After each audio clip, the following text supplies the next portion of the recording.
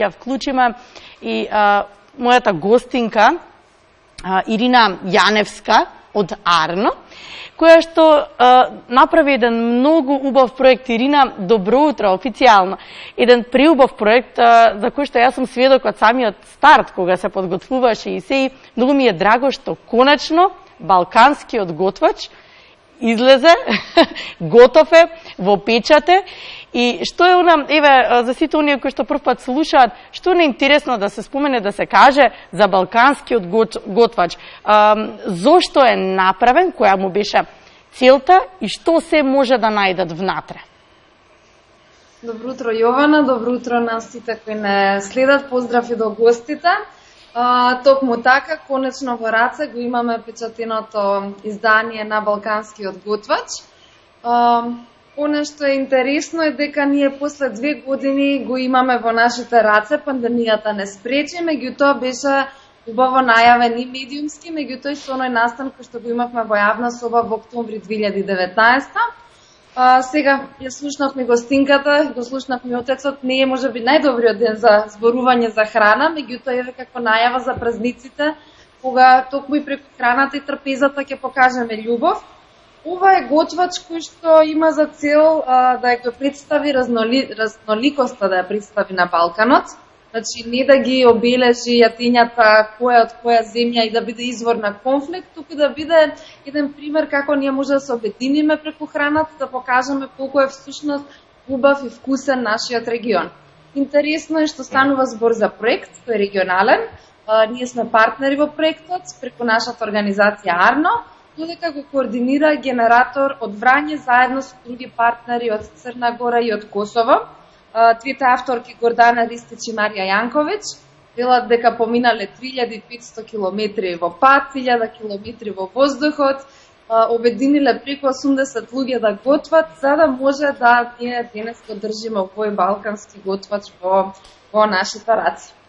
И она што е најубаво да се каже, дека вкусиле многу убави јадења, подготвени од домашно поднебје, каде и патувале, нели, низ Балканот.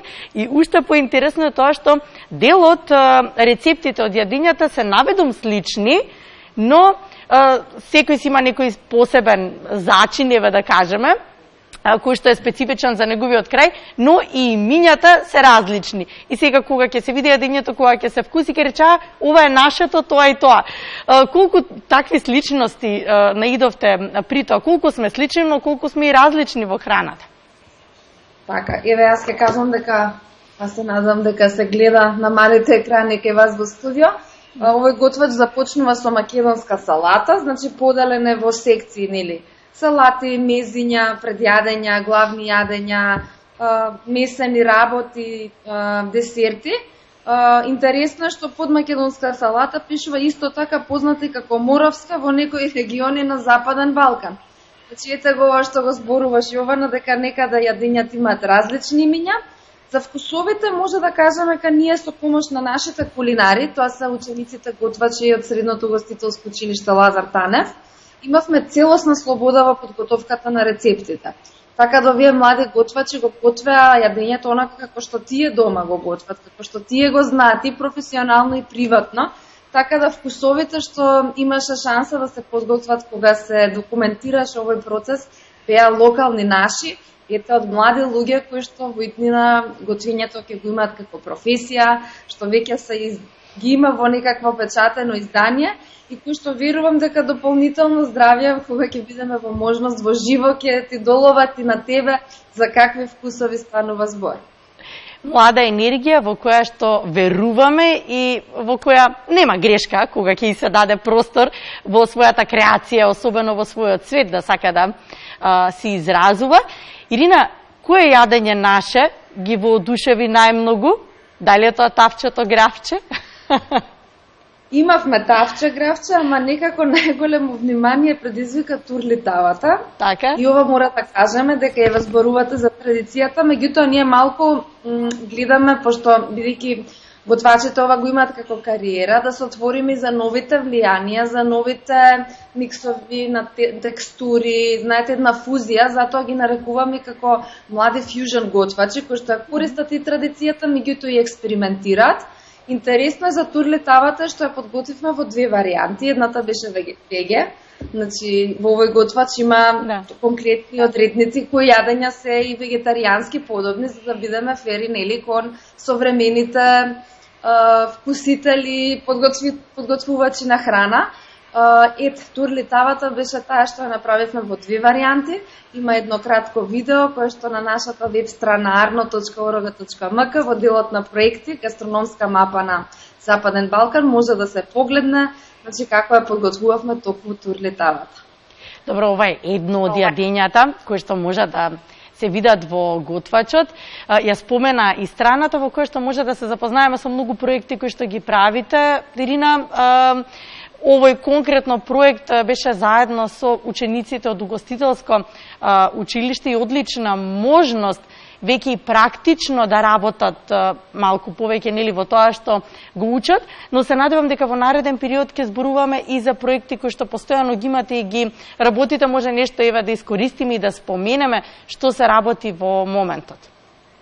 Јас ти веќе покажам, ова е наша картричка, промотивен материјал. Стои, не знам колку се гледа искрено, зелени идеи 2021. Во моментот имаме надпревар за зелени бизниси. Може да аплицираат сите граѓани и како индивидуалци, и како правни лица, мали фирми или граѓански организации. Значи секој што има зелена идеја, без разлика, може да се однесува и на гастрономијата, гастротури, подготовка на некои традиционални или модерни рецепти, кои што нели ја зачувуваат локалната традиција, напредуваат, меѓутоа и се корисни и за животната средина, а во себе имаат бизнис елемент. Тоа што е нешто актуелно. За овој проект имаме и конкретна веб страница за сите оние кои што се заинтересирани да добијат целосни инструкции. Тоа е веб страницата www.zeleniidei.mk. Ете, тоа е нешто многу актуелно. Секоја година имаме апликации од целата земја, отворене повеќе до 12 мај.